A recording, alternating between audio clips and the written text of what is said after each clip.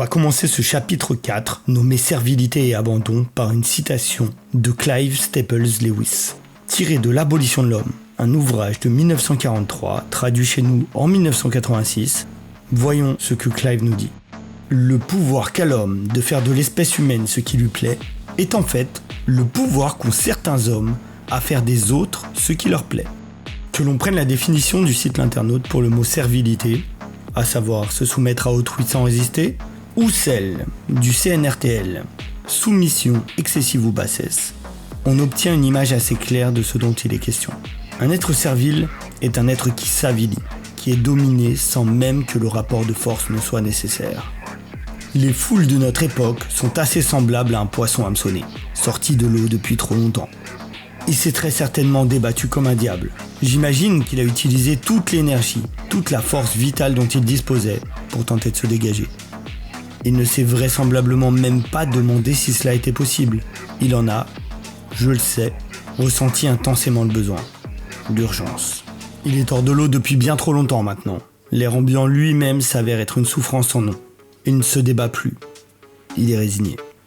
Il perçoit déjà la douce et macabre mélodie finale. Après tout, laissons le temps faire son office. Pourquoi rendre plus pénible et douloureux encore cet instant s'il n'y a pas d'issue ? L'immense majorité des individus de notre belle et triste espèce lui sont aujourd'hui semblables. Ils ont choisi la résignation.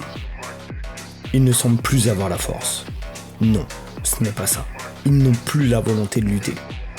Ils sont comme morts à mes yeux. Ils ne semblent ne faire plus qu'un avec le pêcheur et sa canne. Comme si l'humain avait accepté de prostituer son âme en échange d'une paix aussi relative qu'éphémère. Comme si notre poisson se plaçait lui-même minutieusement sur un filet ou un hameçon pour faciliter la prise et anéantir tout espoir d'une autre destinée que celle que le pêcheur aura décidée pour lui. Que s'est-il passé ? Pourquoi même les plus jeunes et vigoureux spécimens de notre espèce semblent majoritairement décidés à ne rien essayer, à ne pas faire un bruit ? Ils sont tragiquement calibrés pour chercher une cellule qui leur convient dans cette immense prison dystopique que nous sommes en train de bâtir nous-mêmes. Tel le condamné à qui l'on fait creuser sa propre tombe, l'être servile devient l'artisan de sa défaite comme s'il n'existait pas une autre voie. Il serait compréhensible qu'un individu à qui l'on a tout pris, blessé, détruit ou emprisonné à vie, puisse avoir cette attitude vaincue et se laisser glisser silencieusement. Mais pourquoi eux ? Tous ceux qui disposent de leur plein potentiel, tous ceux à qui il reste tout à vivre et aucun obstacle insurmontable en vue. Ce n'est pas une question que je vous pose. Les hypothèses et pistes se bousculent pour expliquer ce phénomène. Les réponses sont bien sûr les raisons pour lesquelles ces lignes ont été rédigées et la source qui nourrit la flamme de l'insoumission dans nos cœurs. Nous ne pouvons nous taire et détourner le regard. Mais alors pourquoi sont-ils autant à accepter cette situation ? Certains d'entre eux semblent pourtant savoir ce à quoi ils assistent, le comprendre, le percevoir. Tous ne sont pas aveugles, idiots ou insensibles. Cela étant dit, cette affirmation semble être de moins en moins vérifiable avec le temps et la progression de cette maladie infectieuse du mondialisme. Nous sommes dressés pour être du bétail. Chaque année, l'éducation nationale, très fortement assistée par les chiens des médias et autres prostituées des réseaux sociaux, commence à malaxer les cervelets à peine fonctionnels d'une nouvelle fournée de futurs tapins serviles. Plus ils sont idiots, plus ils consomment. Plus ils gobent et acceptent les étapes suivantes de leur anéantissement. Comme un cercle vertueux duquel aucun de nous n'est bénéficiaire.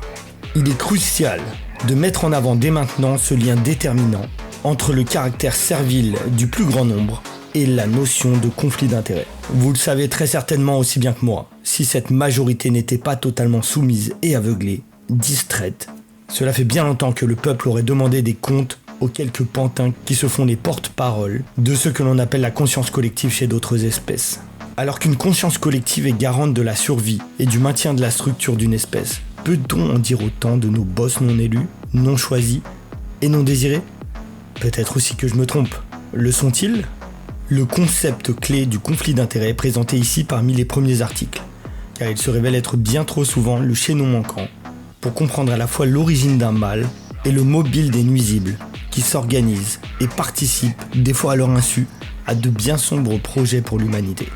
On retrouve le conflit d'intérêts à tous les niveaux, que ce soit à très petite échelle comme au sein d'une famille, une petite entreprise, une commune, ou bien à des niveaux d'influence bien supérieurs, mêlant parfois les principales factions de notre espèce dans ce qui ressemble à une pièce de théâtre, ayant pour objet de détourner l'attention des réels enjeux et causes.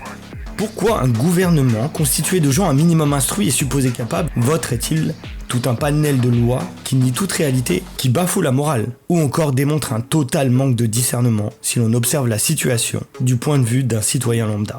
Lorsqu'une situation, qui n'est pas un événement naturel ou hasardeux, ne nous bénéficie pas, et lorsque ce schéma semble se reproduire à de bien trop nombreuses reprises, et ce, de manière invariable, il convient de se poser l'éternelle question pleine de sens.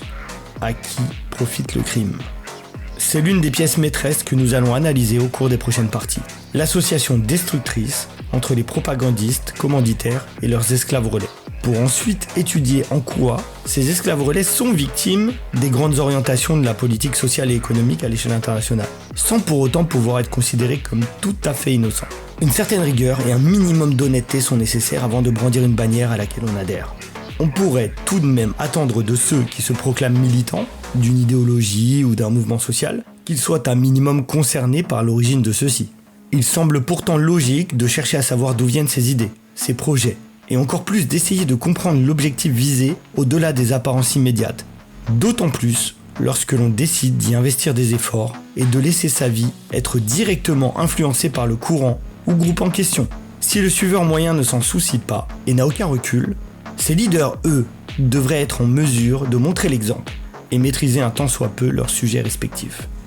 Je ne voudrais pas briser les espoirs des fanatiques qui croient encore en la philanthropie désintéressée des régulateurs et ONG. Ceux qui sont affichés comme les plus généreux se trouvent parfois être parmi les plus gros enculés du globe. Certains font du mal à leurs proches ou nuisent à leur entourage direct.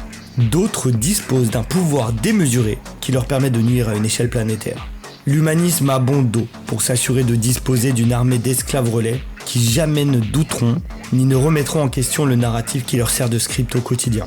Des chiens trop bien dressés pour prendre le risque d'écouter leurs opposants et détracteurs. En réalité, ils ne désirent pas savoir ce qu'il en est. Ce qu'ils convoitent semble être plus de l'ordre de la lente agonie. Ils préfèrent à la déception la lente progression du poison. Et comme me l'a dit un être qui m'est pourtant cher, il y a des questions qu'ils se sont toujours refusés à poser. Venant de cette personne loin d'être idiote, cette phrase est un aveu du type « Oui, ce que tu viens de dire fait sens, cependant je refuse de t'écouter davantage, cela me met mal à l'aise. » Oui, parfois ils le savent, mais nieront de tout leur être. Souvent, par peur de devenir le méchant de l'histoire, celui que l'on pointe du doigt dans tous les médias, et par conséquent, la cible de tous les esclaves relais. Et donc, une minorité cible, détestable aux yeux d'une immense majorité. Tout le monde n'a pas les épaules pour ça. Je connais l'expression « on ne mord pas la main qui nous nourrit ». Mais lorsque cette main devient violente, abusivement injuste, et que sa bouillie insipide l'affaiblit au lieu de le renforcer, le chien doit-il toujours le respect à son maître et bourreau ? Le terme chien peut sembler quelque peu violent et gratuit, mais il n'est pas question d'insulter, plutôt d'imager le propos. On connaît la réputation du chien, qui une fois attaché à des humains sera prêt à endurer les pires souffrances, sans jamais chercher à se retourner contre ses bourreaux qu'il aime tant. L'amour du chien est connu comme total et inconditionnel. Lui ne ment pas et ne se ment pas. Il ressent cet amour et ne doute pas plus qu'il ne comprend ne pas être aimé en retour. Il ne comprend très certainement pas la motivation de la maltraitance dont il fait l'objet, mais accepte ce quotidien comme si le maître avait forcément une raison d'agir ainsi, ou comme s'il lui était impossible, et c'est malheureusement trop souvent le cas, de penser à chercher une issue ou un moyen de défense contre ces abus. Il semble que l'attachement des esclaves relais pour les différentes factions de régulateurs soit du même ordre. Une emprise suffisamment complète que même confronté à des faits et arguments valides, le chien restera dans le périmètre de ce qui est attendu de lui. Comme s'il était dangereux de reconnaître ses torts ou de revoir un avis en fonction des nouveaux éléments auxquels on a accès. Autant, la foi en certaines causes est tout à fait compréhensible et louable, dans une certaine mesure. Autant il est pour d'autres individus impensable de ne pas réagir alors que l'on voit détruire ce qui nous est bénéfique. Comment ne pas être réveillé par son instinct lorsque l'on prend la défense de ce qui combat les nôtres ou notre propre intérêt? Pourquoi protéger ce qui réduit à néant nos chances de rétablir la situation avant que les conséquences ne soient devenues incontrôlables et irréversibles ou presque? Je n'ai pas encore trouvé de réponse convenable à ces questions et ne peux que constater que de très nombreuses personnes se trouvent quotidiennement dans des situations qui devraient provoquer un semblant de résistance chez elles un écho intérieur hurlant de ne pas abandonner. Suivre aveuglément une religion, une cause communautaire n'est pas étonnant. Même lorsqu'un mouvement est dirigé par des leaders peu scrupuleux, l'adhésion est une évidence pour qui se reconnaît en ce groupe. Il n'est pas question d'essayer de reprocher à un chrétien de défendre sa paroisse, à un artisan de vouloir préserver son corps de métier. Pas plus qu'à un noir de défendre la cause des afrodescendants auxquels il s'identifie et est logiquement attaché. Rien de plus normal en somme que de défendre les intérêts des siens. Il devient plus difficile à comprendre lorsqu'un individu, ou un groupe d'individus, s'acharne sans relâche à détruire la branche sur laquelle il est assis, ou bien défend les intérêts de ses bourreaux sans même en tirer une contrepartie quelconque pour lui et ceux qui partagent sa situation. De la même manière que l'on peut constater l'ingratitude de certains enfants dont les parents ont pourtant été toujours aimants et ayant rempli leur rôle du mieux qu'ils pouvaient, certains individus abusent de la communautarisation ou de l'appartenance à un groupe. Tout système d'accompagnement ou de protection a ses parasites. Et le groupe aura tendance à défendre le nuisible en dépit du bon sens, uniquement parce qu'il appartient à ce cercle. Je peux comprendre la difficulté pour un parent à condamner froidement l'un de ses enfants, mais la filiation est une relation très spécifique. Ceci n'explique pas comment une communauté peut prendre la défense d'un déchet sous prétexte qu'il partage avec eux un code postal, une religion, une déviance sexuelle ou bien encore un groupe ethnique. Le rôle de parent est un conflit d'intérêts permanent, dont sortent rarement vainqueurs parents comme enfants. On peut très bien se conformer à ce que notre époque nous propose comme modèle éducatif intrafamilial, et ainsi être de très mauvais parents, tout en étant les citoyens serviles et simplets, souhaités par la République et ses diverses formes de lobbyisme. À moins d'être soi-même complètement abruti et parfaitement formaté, cela devient un réel casse-tête de trouver le juste équilibre entre largesse et rigueur pour permettre à son enfant d'être suffisamment encadré et savamment accompagné sans trop l'éloigner de son univers infantile. Protéger son enfant, lui inculquer des règles sans le brider, parfois inutilement, est devenu un exercice périlleux. Et l'enfant peut mal percevoir l'écart entre l'éducation qualitative qu'il reçoit et celle de certains camarades qui l'idéalisent alors qu'il ne s'agit que de laxisme et de parents totalement inconscients. On doit désormais préparer son enfant à interagir avec le système, tout en le protégeant de ce même système qui sert aujourd'hui de canal de diffusion et devient une exposition obligatoire aux pires idéologies de notre époque. Les médias de divertissement et les réseaux sociaux sont un relais à l'éducation nationale, ou peut-être l'inverse. Et ce trio malsain constitue une menace permanente à ne pas négliger.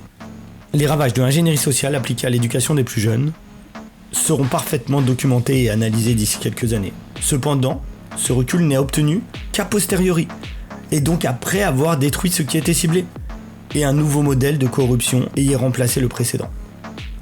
Leurs objectifs atteints, les instigateurs et promoteurs de ces projets et idéologies seront depuis longtemps devenus inattaquables, puisque plus en poste depuis longtemps et remplacés par un nouveau set de pions flambant neufs.